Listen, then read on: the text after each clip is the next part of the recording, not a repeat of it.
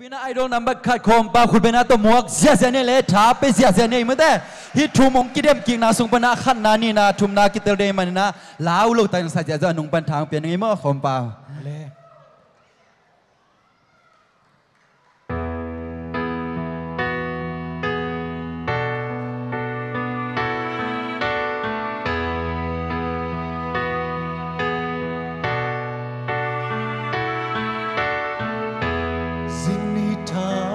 xóa khe dấu găm dấu mi xuân đi chinh em lung tua ma vang bằng khom mê từ lom sáng nghe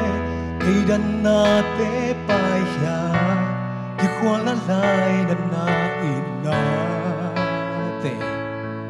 thằng âu yan đồ u nao lung in gel kinh ni nang lê cây bê lê phun bao lê hà mít hong hà hà dâu mi hi hàn xin lại lung hoang khom về ni mô nàng lê kê dâu găm dâu mi tan băng đam của tung toan na đi hàn lung chạm khom mà băng băng khom đi tuần pu ba te pasa na lên ngày na kem chim đi vol va in na al vang mang din kap hello khăn son mong nấu te kya đi ngày na i la i tông đam te lòng băng il liên tu vang chim nhìn cây sáng đi nang lê kê để lê tung bao lê hà bin hong hà hà sâu mi hi hà xin lại lung hoang khom về niềm mơ nằm lê cây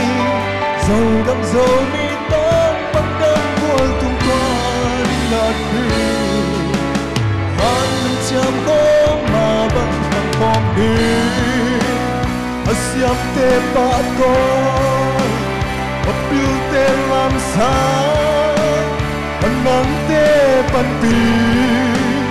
quang nhắm te lam tô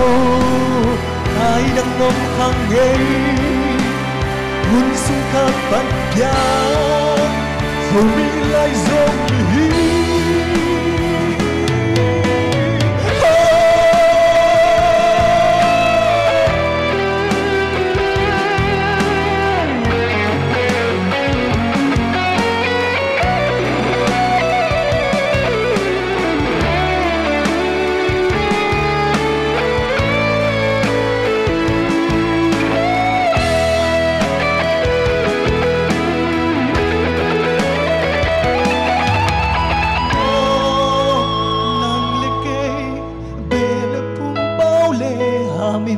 hong hà hà dâu mi hi hà xin lại nụ hoa có về mô nàng lê cây dâu găm dâu mi tan băng đam côi tung toan là đi hàn lưng chạm khóm mà băng băng không đi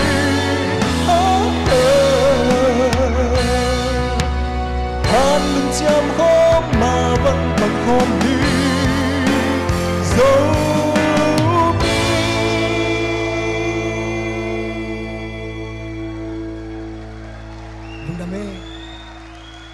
Siam saya le, siam loai bete, lung dama la